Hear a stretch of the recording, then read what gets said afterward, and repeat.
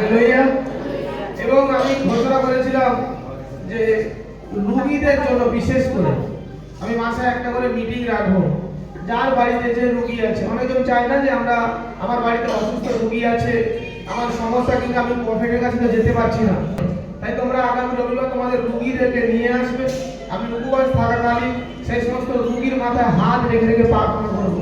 যতজনের যার যেমন রোগ আছে, মনে রাখো কেবল রোগ আছে এইরকমই সমস্যা, আর কোনো সমস্যার জন্য কিন্তু আমি লেহেন দেবো না। কারণ আর সমস্যার জন্য আমরা মাসে 2-3টে লেহেন করে দিচ্ছি।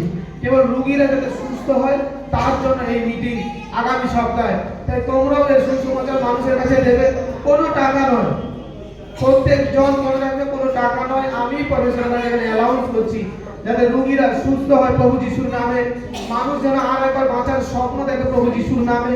তাই তোমরাও সুসমাচারকে ছড়াও, তোমরাও প্রচার করো যে মণ্ডলীতে এই ঘোষণা হয়েছে প্রত্যেকটা অসুস্থ মানুষের জন্য, প্রত্যেকটা অসহায় মানুষের জন্য এই পরমেশ্বরের দাস কিন্তু আছে। তাই তোমরা প্রত্যেকজন সুসমাচার দেবে কি দেবে না? কতজন সুসমাচার দেবে? প্রত্যেকজন তোমরা আরো জনকে নিয়ে আসবে। দেখো আমি মানুষের কাছে পৌঁছানোর চেষ্টা করছি, কারণ প্রভু এই কাজ করেছেন। তাই যার যেমন 1 বছরের রোগ, 6 মাসের রোগ, 30 বছর, 35 বছর, যার যার রোগ আছে তারা এসে কাউন্টারে নাম লিখাবে। কাউন্টারে নাম লেখানোর জন্য কোনো ভিজিট লাগছে না, তারা রোগীরা কাউন্টারে নাম লিখাবে।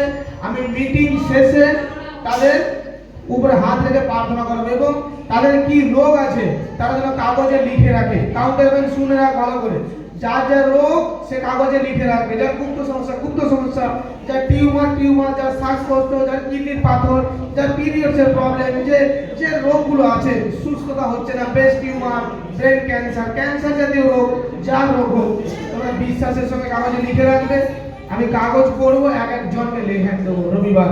তাই প্রত্যেকজন তোমরা আসবে, কারণ এই বুধবার থেকে উপবাস ঘোষণা হচ্ছে। আর উপবাস চলাকালীন বাইবেল বলে উপবাস চলাকালীন পবিত্র আত্মা আমাদের সর্বদা আমাদের সঙ্গে থাকে। তাই তোমরা প্রত্যেকটা রবিবার, 100 দিন কি কম দিন? কম দিন? 21 দিন নয়, 1 মাস নয়, 100 দিন এই উপবাস তোমাদের, কারণ তোমাদের মঙ্গল কামনার জন্য।